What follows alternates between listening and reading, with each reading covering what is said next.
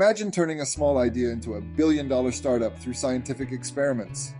This video covers strategies from the book The Lean Startup by Eric Ries, which has guided many successful startups, from Amazon to Zappos. Learn how these giants started with simple experiments and became industry leaders. Get ready to embrace the cycle of invention, measurement, and learning to boost your startup.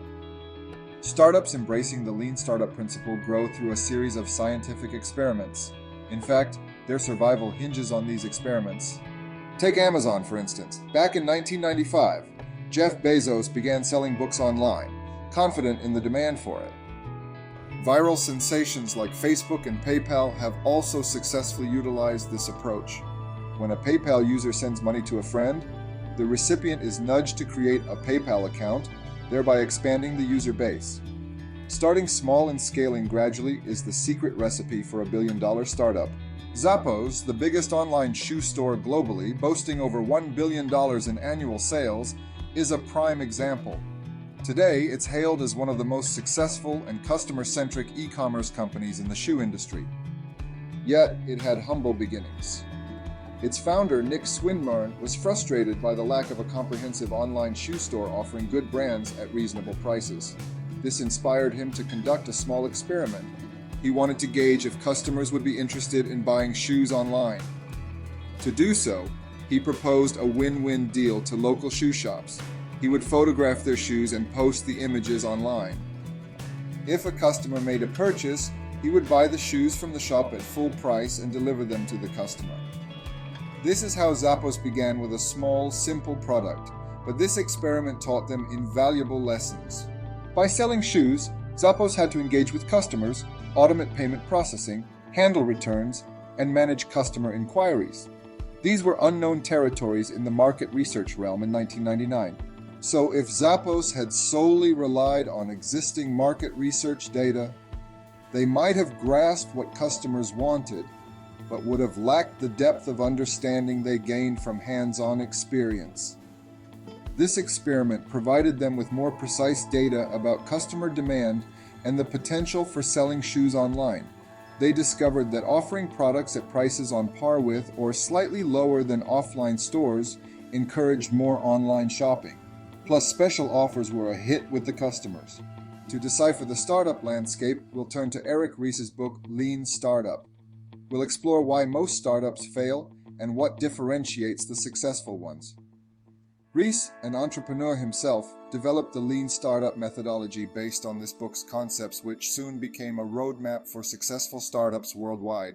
In this journey, you'll learn how the lean startup principle could have steered many failing startups away from disaster. Lean startup is all about understanding your customers and their needs.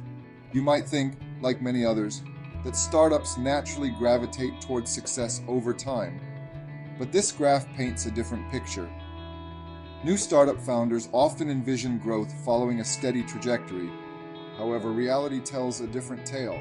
Success might be found in one product, but not in another. There might be some growth in the third, then a surge in the fourth, only to slump again in the fifth. This is the startup roller coaster. As a startup, you must brace for failures and be prepared to start anew each time. But don't be disheartened, as it is through failures that we learn the most. There are 4 key takeaways for the lean startup principle. Firstly, entrepreneurs are omnipresent.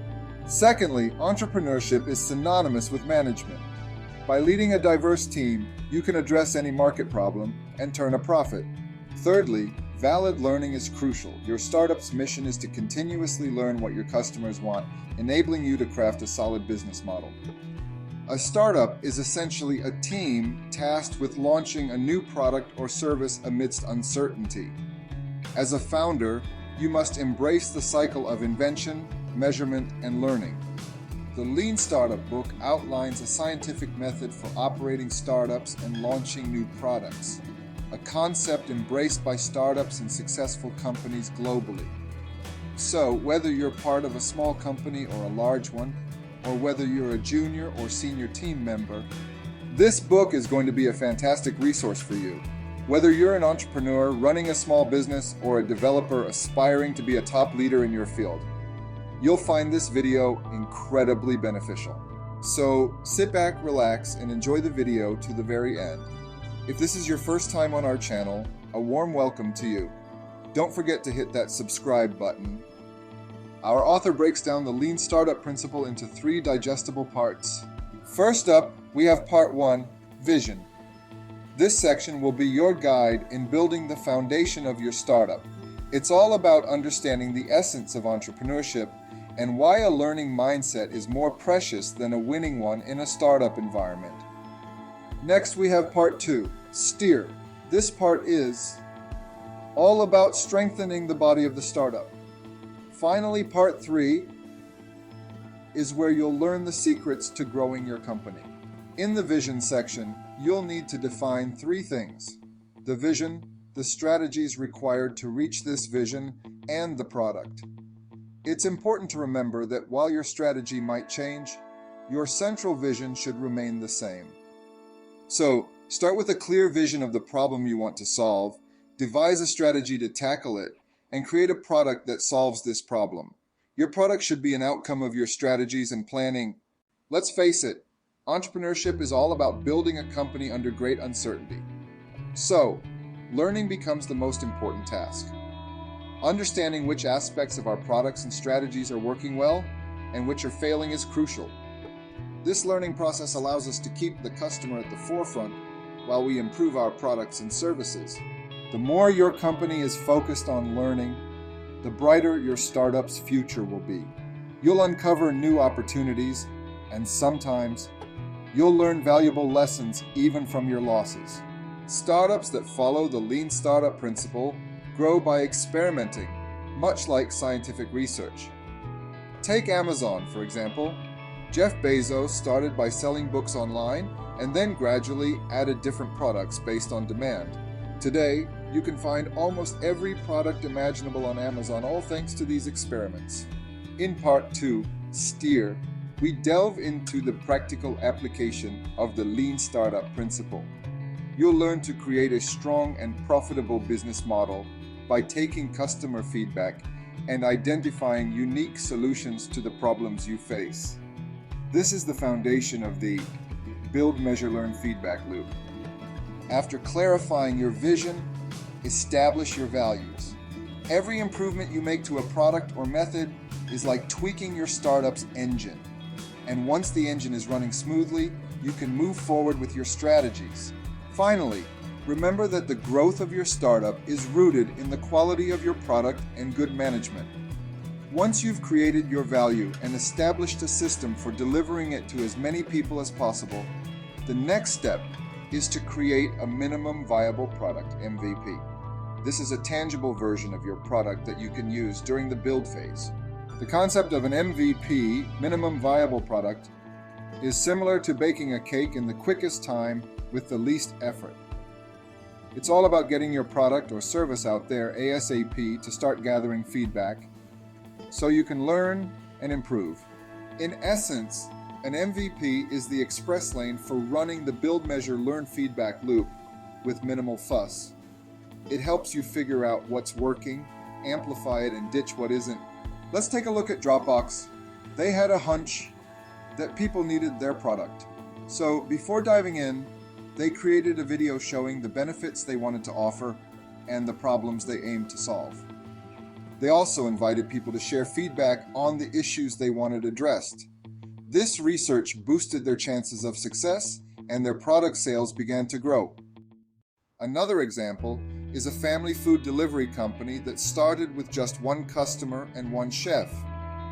By starting small, they understood their customers' needs and problems and gradually scaled up by addressing them. Hence, MVPs are critical for startups as they help understand what customers really want.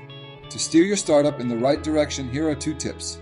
First, know your current condition inside out and understand all results from experiments, good or bad. Second, keep learning and experimenting until you reach your final goal. When asked how to tell if a startup is on the right track, the author suggested that an increase in customers and positive responses are good signs. Part 3. Grow. The startup growth engine is like the gears in a machine that drives sustainable growth. A simple rule for sustainable growth is being able to attract new customers through existing ones. Here are 4 ways to achieve this. Firstly, word of mouth. Most products see a sales spike through good old-fashioned word of mouth. When the author got his first TiVo DVR, he loved it so much that he couldn't stop raving about it to friends and family. Soon, everyone in his family got one. This happens all the time in our daily lives. Secondly, product usage. The more people use your product, the better. When people use luxury goods to make a statement, others are influenced to buy these products. Viral products like Facebook and PayPal have mastered this. When a PayPal customer sends money to a friend, that friend is encouraged to create their own PayPal account, thus adding another customer to their list. Third, advertising. Most businesses promote their products to draw in new customers. For sustainable growth, remember to fund promotions from revenue, not investment capital.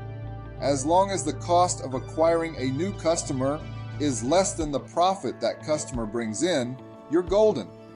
Aim to reach as many customers as possible while keeping costs low.